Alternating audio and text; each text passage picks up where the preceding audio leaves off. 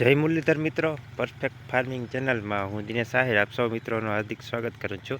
તો ઘણો સમયથી આપણો યુટ્યુબની અંદર વિડીયો આવેલો નહોતો અને ભીડ નામી હતી, એટલે વિડીયો બરોબર આપણે મૂકી નથી શક્યા ચેનલ ઉપર। પણ હવેથી આપણે ચેનલ ઉપર વિડીયો ચાલુ થશે અને આપણે જે ચણાના વાટ કમ્પ્લીટ પડી ગયા છે અને ઓલીવાળી જીરાનું વાવેતર હતું એ કમ્પ્લીટ થઈ ગયું છે અને અત્યારે અહીંયા આપણે ગુવારનું વાવેતર થાય છે 2 વીઘા ગમ ગુવાર। તો આજે 10 તારીખ છે અને ત્રીજા મહિનાની 10 તારીખ અને ગુવારનું વાવેતર આજે આપણે કરી છે, ગમ ગુવારનું વાવેતર। હવે આ વાવેતર આપણે પહેલી ફેરે કરી છે અને 2 વીઘાનું ગુવારનું વાવેતર કરવાનું છે। નર્મદાનું પાણી આવ્યું એટલે થોડુંક વાવેતર આપણે કરવાનું થાય છે, બાકી જાજુ વાવેતર કરવું નથી, પછી પાણીની ખેંચ આવે એટલે 2 વીઘાનો જ આપણે ગુવાર અત્યારે કરી છે। અને જો અત્યારે કમ્પ્લીટ ટ્રેક્ટર આવી ગયું છે વાવવા અને બસ 1.5 ઉઠલ વરાણી છે, 2 વીઘાનો વાવવાનો છે અને ચણા છે થોડાક વાટવાના। પણ હવે આ ગુવારનું વાવેતર થઈ ગઈ અને એને પિયત અપાઈ જાય ત્યારે થોડાક છે એ પછી વાટવાના થાય અને પછી ધૂળેટી પછી ચણાને થ્રેસર દ્વારા કાઢવામાં આવીએ। તો આજે જો વાવેતર થઈ ગઈ આપણે ગુવારનું એટલે પિયતે ચાલુ કરી દેવું છે પાછળ। તો હવે કેવો ઉત્પાદન મળે છે સુધી, તો ગમ ગુવારનું આપણે પહેલી ફેર વાવેતર કરીએ એટલે અનુભવ કોઈ કંઈ જાતનો છે નહીં, તો આપણે છેઠ સુધીના વિડીયો આપણે ચેનલ દ્વારા અપલોડ કરશું। કોઈ મિત્રોને જો વાવવો હોય તો ચેનલ ઉપરથી તમે જોઈ શકશો અને કેવો ઉગાવો થાય, કેટલા મણ વીઘે થાય, પહેલેથી છેઠ સુધીના તમામ વિડીયો આપણે મૂકશું ચેનલમાં, તો વિડીયોમાં ખાસ બન્યા રહેજો।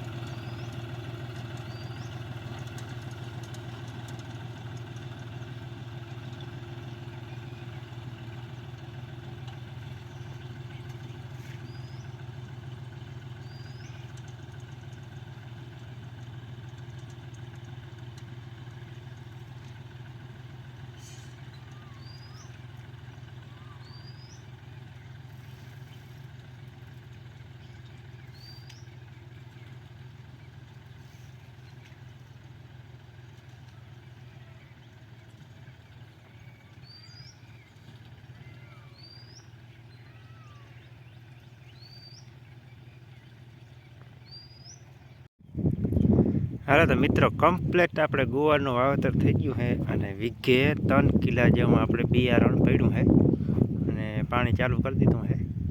5 કેરા પી ગયા છે, 6ઠા કેરામાં જાય છે।